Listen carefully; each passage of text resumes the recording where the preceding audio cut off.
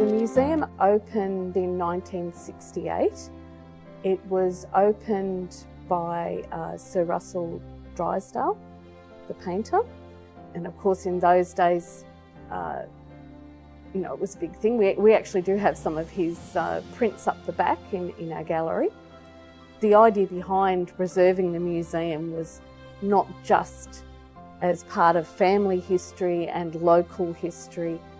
It was really to show people what Jindera was like in the early days, to keep all these items in the community. And we've got a great little museum here. It's very, very different to what you would see in a metropolitan area. And there's stories behind everything. What Jindera is talking about is a story of a particularly German settlement in this area.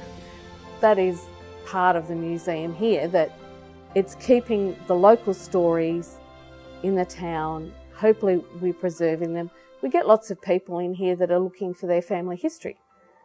So, there's still some German families, original ones, in the district. A lot of the names have disappeared, which is a bit sad. There's some very, very interesting objects in the museum itself, including, to my astonishment, 2 pairs of portraits of King Edward VII and Queen Alexandra, the King of the British Empire, and his wife, and the Kaiser and the Kaiserin. I can't think of any place anywhere where you would get that juxtaposition of portraits of the 2 monarchs who were basically, whose countries would later go to war. I think the Germans were very meticulous. There's some items here that you would not find in an English household.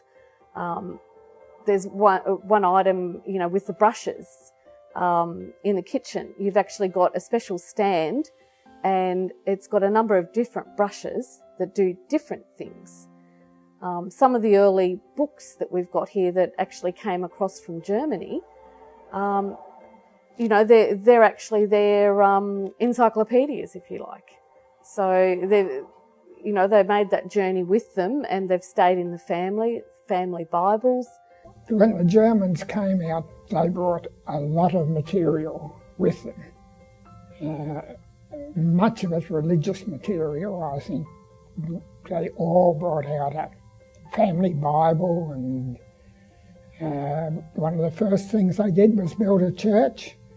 It's important to show how the Germans did assimilate, and it gives an idea of what migrants can do and how they can meld in with the society. When the museum was opened in '68, there's one cabinet at the end of the counter that has the merchandise that was still left here when it was closed. So there are the bone buttons, not the plastic ones, but actually made of bone. When you first walk in, you walk into a general store. On one side there are the groceries set out with the large biscuit tins and tea tins, large bins for bulk goods, and on the other side there is drapery with the materials. We also have china and kitchenwares and things like that. Now the original shop, which is part of this complex, was built in 1874. Mr. Rosler was a very frugal man, and the lining of the ceiling of the shop is of packing cases.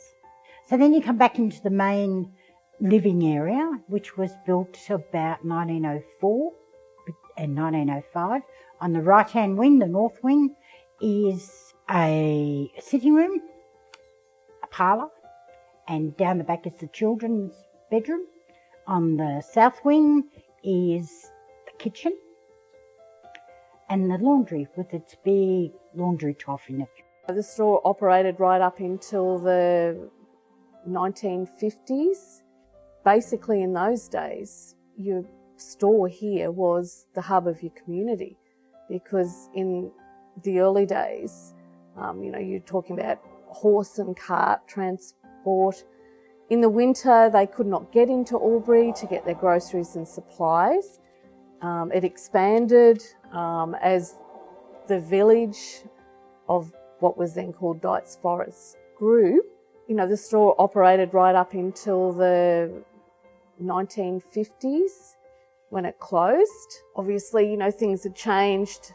It was easier for people to drive into Albury to get their groceries.